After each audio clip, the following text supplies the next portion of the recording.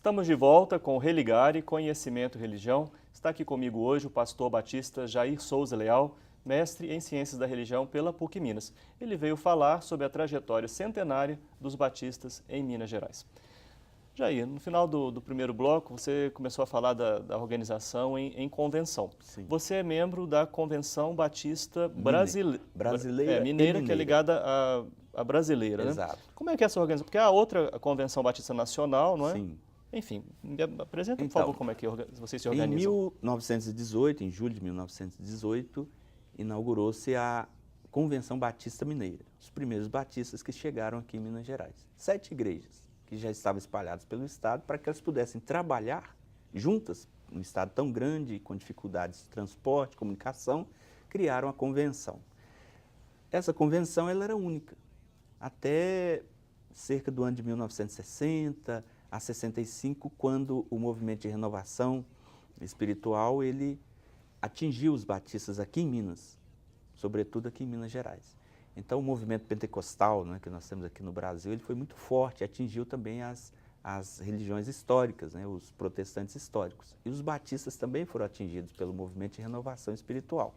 Com isso, essas igrejas que aderiram ao movimento de renovação, elas foram desligadas da Convenção Batista Mineira. E com isso elas se juntaram e formaram uma convenção paralela, que é a Convenção Batista Nacional. Então a Convenção Batista Mineira, que é a centenária, ela reúne os batistas históricos. E a Convenção Batista Nacional são esses batistas que aceitaram a renovação, foram excluídos ou desligados da Convenção Mineira e formaram uma outra convenção, que é a Convenção Batista Nacional.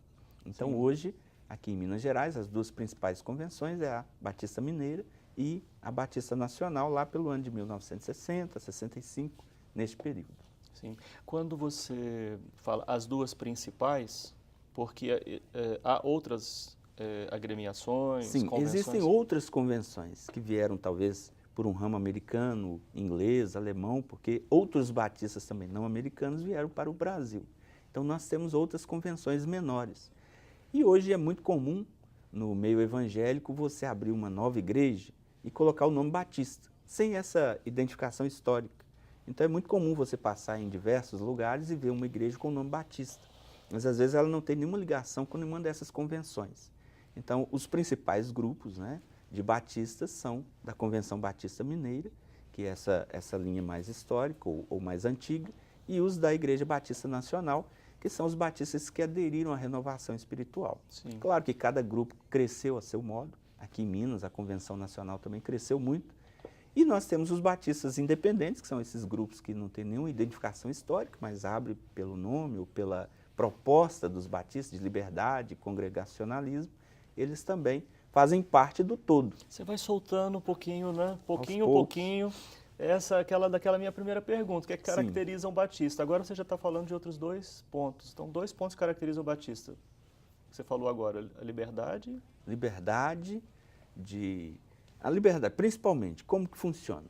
Nós não temos uma estrutura hierárquica, não existe um líder maior que comanda sobre nós. Nem a própria convenção, ela não tem ingerência na igreja local. Cada igreja local é autônoma, tem o seu estatuto próprio, tem o seu próprio pastor que a igreja escolhe. Então a igreja convida o pastor, a igreja demite o pastor, ela decide o que faz com o dinheiro que entra dos seus dízimos e ofertas, das suas contribuições. Então cada igreja batista se autogere, ela é autogerida, é autossustentável.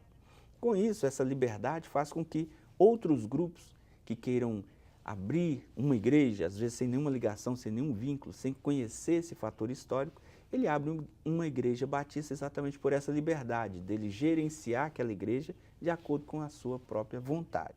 Embora esses batistas ligados à convenção não tenham essa ingerência, mas eles trabalham numa cooperação missionária, educacional, social. Então há uma ligação de irmandade, embora não haja a ingerência. Não existe nenhum líder que comande ou que diga para aquela igreja o que ela deve ou não fazer. Sim. No entanto, nós temos um pacto de irmandade, nós temos a mesma doutrina, a mesma forma de pensar, em geral a mesma liturgia. Então, se você for em uma igreja batista que está ligada à convenção ou a essa associação de igrejas, normalmente você vai se identificar com ela porque tem um padrão, uma forma de ser.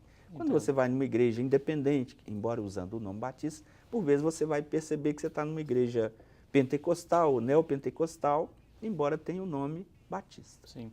Bom, eu sei que a sua pesquisa é sobre a Convenção Batista Mineira, mas não há como falar de batistas em Minas Gerais, e particularmente em Belo Horizonte, sem citar Igreja Batista da Lagoinha. Sim, Né? sim. E tem também todo um histórico, né, de crise, de separação também dessa igreja lá nos anos 60, não? Isso, exatamente. Da convenção. É. Como é que você pode nos ajudar assim, a historicizar um pouco historiar, né, na verdade, o ocorrido e como é que vocês veem não só esse fenômeno religioso, a Igreja Batista da Lagoinha, mas esse fenômeno pentecostal, não é, que vai tomando igrejas históricas e até mesmo o catolicismo. Sim.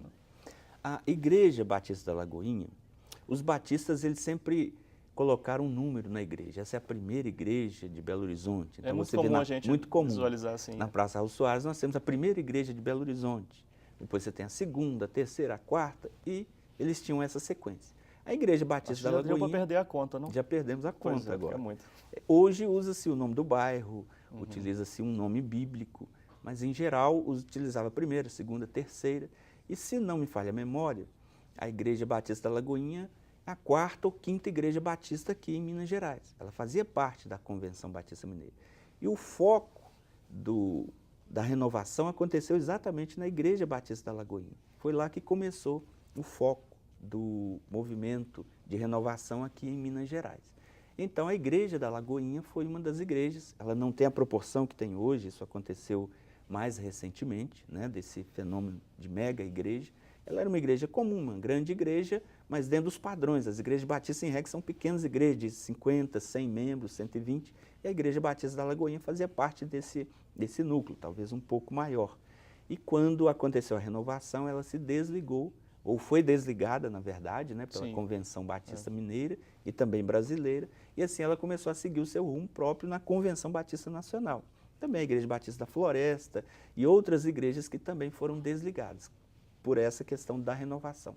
E a Igreja Batista da Lagoinha tem uma história própria, não é? Ela tem uma história própria, principalmente a partir dos anos 90, quando houve um mega crescimento desta igreja, mas ela começa como igreja ligada e filiada à Convenção Batista Mineira. Sim, sim.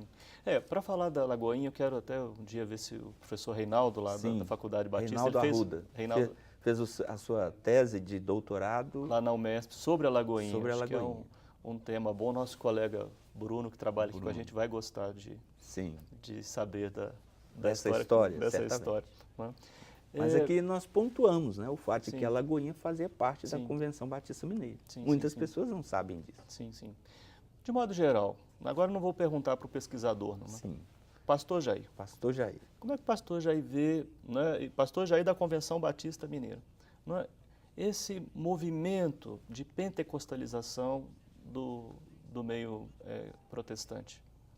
Eu posso falar isso com muita propriedade porque eu nasci e cresci na Assembleia de Deus, que, historicamente falando, é uma igreja pentecostal clássica. Isso eu não sabia. Quando eu fiz 21 anos, eu me casei, formei no seminário da Assembleia de Deus, eu decidi, eu não me identificava com aquele grupo pentecostal. Eu então estudei as principais denominações já naquela época aqui no Brasil e eu entendi que eu me identificava mais com uma igreja batista chamada tradicional, que não tinha influência do movimento de renovação pentecostal. Então eu me transferi para uma igreja da Convenção Batista Mineira. Então eu conheci os dois lados da moeda, do lado pentecostal e do lado não pentecostal. E era muito comum naquela época, já tem mais de 20 anos que eu sou um batista, por opção, por decisão própria, que era muito comum o contrário, o movimento contrário, o tradicional, o batista tradicional querer experimentar o pentecostalismo, porque a emoção, a forma muito mais vibrante do grupo religioso pentecostal, ele é muito atraente, porque o protestante, ele é muito racional, é algo assim mais racional, tudo tem que ser explicado racionalmente, e o pentecostal nem tanto. Então, quando trabalha esse lado emocional, dos sentimentos, né? Da revelação, de você talvez pensar se eu tenho um contato direto com Deus, que me disse o que devo fazer ou não, isso é muito atraente. Então, o movimento era o contrário, de sair de uma igreja protestante histórica para uma igreja pentecostal. Eu fiz o movimento inverso, de vir do pentecostal para uma igreja histórica, e estou lá até hoje. Então, eu conheço esses dois lados da moeda e hoje eu consigo perceber, não é, que já não há mais esse movimento de lá para cá e nem daqui para lá. Isso já deu uma estabilizada, até porque também surgiram depois outras propostas, né, depois do movimento pentecostal, surgiram os neopentecostais, novos movimentos hoje que têm uma outra pegada, né, na mídia, e dessa forma houve um apaziguamento, já não há mais também tanta divergência entre as igrejas batistas, tanto as que aceitaram a renovação quanto as igrejas chamadas tradicionais. Hoje não há mais um distanciamento tão grande, elas caminham mais próximo, porque o sentido é o sentido da missão, de alcançar as pessoas para Cristo. Sim. Olha, Jair, muito bom você ter vindo aqui. Eu acho que o nosso telespectador ganhou muito em conhecimento, isso que é algo tão importante, né, para a Igreja Batista que você pertence. Conhecemos mais sobre a presença, sobre a história, o que pensa, né, a Igreja Batista.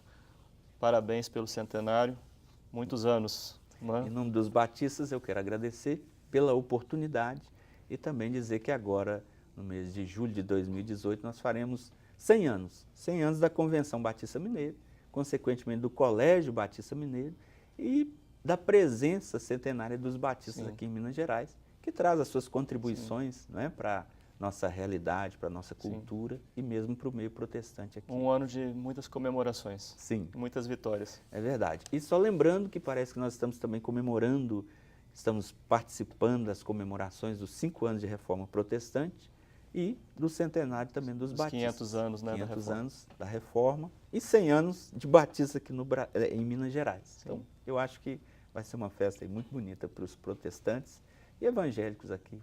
Sim. Obrigado. Estamos em comunhão. O Religare, Conhecimento e Religião é um projeto de extensão do Programa de Pós-Graduação em Ciências da Religião da PUC Minas. Você pode conhecer as nossas atividades, os nossos cursos de especialização, de mestrado e de doutorado, acessando a página pucminas.br/ppgcr. Religare de hoje fica por aqui. Obrigado à nossa equipe, obrigado a você que nos acompanha, obrigado aos colaboradores e colaboradoras da campanha Faço Parte. Um abraço muito cordial. Até a próxima semana com o novo Religare, Conhecimento e Religião.